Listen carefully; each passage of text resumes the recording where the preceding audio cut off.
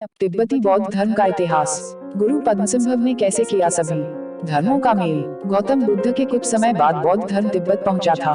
तिब्बती बौद्ध धर्म की स्थापना में नालंदा मठ और गुरु पद्मसिंह ने बड़ी भूमिका निभाई थी। जानते हैं इस इतिहास के बारे में। आजकल अधिकांश लोग, कम से कम पश्चिम के लोग, यह मानते हैं कि बौद्ध धर्म तिब्बत में शुरू हुआ था। गौतम बुद्ध ने मुख्य रूप से भारत के उत्तर प्रदेश और बिहार के इलाके में भ्रमण किया था। हमें यह बात समझनी चाहिए कि बुद्ध के बताए हुए मार्ग ने एक धर्म का रूप, बौद्ध धर्म का रूप, उनके दुनिया से जाने के बाद लिया। उनके समय में वह बस देश के कई आध्यात्मिक आंदोलनों में से एक था। सद्गुरु सारनाथ, उत्तर प्रदेश के धम्मिक स्तूप में, जहां गौतम ने बुद्धत्व प्राप्त करने के बाद अपने पहले 5 शिष्यों को प्रथम उपदेश दिया था। बुद्ध ने अपने अनुयायियों से सांसारिक सुखों में भूख की 2 चरम सीमाओं और सत्य, संयम और तपस्या के अभ्यास से बचने के लिए कहा। उन्होंने इसके स्थान पर मध्यम मार्ग या मध्यम मार्ग बताया, जिसका पालन किया जाना था। उनके अनुसार हर कोई जीवन में अपनी खुशी के लिए स्वयं जिम्मेदार था। उन्होंने बौद्ध धर्म के व्यक्तिवादी घटक पर जोर दिया। बौद्ध धर्म की मुख्य शिक्षाएं 4 महान सत्य या रियासत चिन्ह और अष्टांगिक मार्ग या अष्टांगिका मार्ग की मूल अवधारणा में समाहित हैं। 4 आर्य सत्य। दुख संसार का सार है। हर दुख का एक कारण होता है। दुख को दूर किया जा सकता है। इसे अथंगा मगा 8 गुना पथ का पालन करके प्राप्त किया जा सकता है। बुद्ध ने मठवासी व्यवस्था और आम लोगों दोनों के लिए आचार संहिता की स्थापना की, जिसे 5 उपदेशों या पंचशील के रूप में भी जाना जाता है और उनसे बचना चाहिए। हिंसा, चोरी, यौन दुराचार, झूठ बोलना या गपशप करना, नशीले पदार्थ जैसे ड्रग्स या पी लेना। प्रमुख बौद्ध ग्रंथ कौन से हैं? बुद्ध की शिक्षा मौखिक थी। जिस समूह को वे संबोधित कर रहे थे, उसके अनुरूप शिक्षण को अपनाते हुए उन्होंने 45 वर्षों तक पढ़ाया। संघ ने शिक्षाओं को याद किया और त्योहारों और विशेष अवसरों पर समूह पाठ किए गए। प्रथम परिषद में शिक्षाओं का अभ्यास और प्रमाणन किया गया और 483 बीसी में उन्हें 3 पिटकों में विभाजित किया गया। उनकी शिक्षाएं लगभग 25 बीसी पाली में लिखी गई।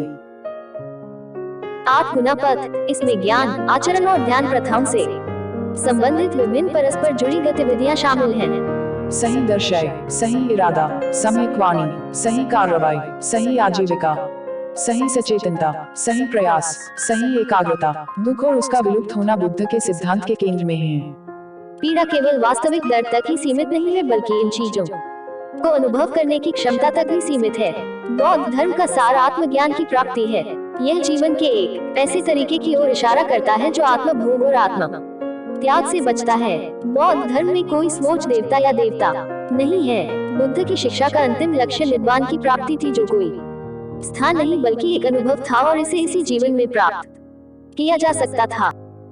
बुद्ध ने अपने अनुयायियों से सांसारिक सुखों में भूख की 2 चरम सीमाओं और सत्य, संयम और तपस्या के अभ्यास से बचने के लिए कहा। उन्होंने इसके स्थान पर मध्यम मार्ग या मध्यम मार्ग बताया, जिसका पालन किया जाना था। उनके अनुसार हर कोई जीवन में अपनी खुशी के लिए स्वयं जिम्मेदार था। उन्होंने बौद्ध धर्म के व्यक्तिवादी घटक पर जोर दिया। बौद्ध धर्म की मुख्य शिक्षाएं 4 महान सत्य या रियासत चिन्ह और अष्टांगिक मार्ग या अष्टांगिका मार्ग की मूल अवधारणा में समाहित हैं। 4 आर्य सत्य। दुख संसार का सार है। हर दुख का एक कारण होता है। दुख को दूर किया जा सकता है। इसे अथंगा मगा 8 गुना पथ का पालन करके प्राप्त किया जा सकता है। 1. बौद्ध धर्म के द्वारा अनात्मवाद को माना जाता है। महात्मा बुद्ध के अनुसार इसका अर्थ यह है कि संसार में न कोई आत्मा है और न ही उसकी तरह कोई अन्य वस्तु है। 2. बौद्ध धर्म मध्यम मार्ग में विश्वास रखता है। 3. पशुओं और अहिंसा की रक्षा पर बौद्ध धर्म जोर देता। 4. महात्मा बुद्ध के अनुसार मानव स्वयं अपने भाग्य का निवारण करने वाला होता है, कोई ईश्वर नहीं होता है। इसलिए बौद्ध धर्म वेदों और ईश्वर की प्रामाणिकता पर विश्वास नहीं करता है। 5. बौद्ध धर्म की सारी शिक्षा का सारांश 4 आर्य सत्य में मिलता है। बुद्ध के तरीके और पारंपरिक योगिक सिस्टम अलग नहीं है। अपनी खोज के उन 8 सालों के दौरान खुद गौतम भी अलग योगियों के पास गए। इसलिए भारत में लोगों ने उन्हें एक और योगी के रूप में ही देखा। यही वजह थी कि भारत में बौद्ध धर्म उतना नहीं विकसित हुआ जितना देश के बाहर। इस संस्कृति से बाहर लोगों ने ऐसी ज्ञान भरी बातें कभी नहीं सुनी थी। वह बहुत नया और ताज़ा था, क्योंकि लोगों ने कभी उस दिशा में कोशिश नहीं की थी। इसलिए कई देश बुद्ध के रास्ते पर चल पड़े, मगर भारत में लोगों के पास कई विकल्प थे। यह भी कई विकल्पों में से एक था।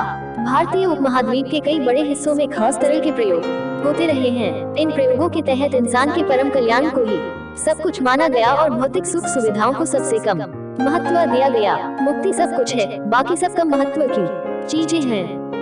आज से करीब 1500 साल पहले चीन में वू नाम का एक राजा था जो बौद्ध धर्म का महान संरक्षक था। उसका बड़ा मन था कि भारत से कोई बौद्ध शिक्षक चीन आए और बौद्ध धर्म के संदेशों का प्रचार प्रसार करे। इसके लिए उसने भरपूर तैयारियां भी की। ये तैयारियां कई सालों तक चलती रही और राजा इंतजार करता रहा, लेकिन कोई भी बौद्ध गुरु नहीं आया। दिन बीतते गए और देखते ही देखते राजा 60 साल का हो गया। फिर एक दिन यह संदेश आया कि 2 महान प्रबुद्ध गुरु हिमालय पार करके चीन आएंगे और बौद्ध धर्म के संदेशों का प्रचार करेंगे।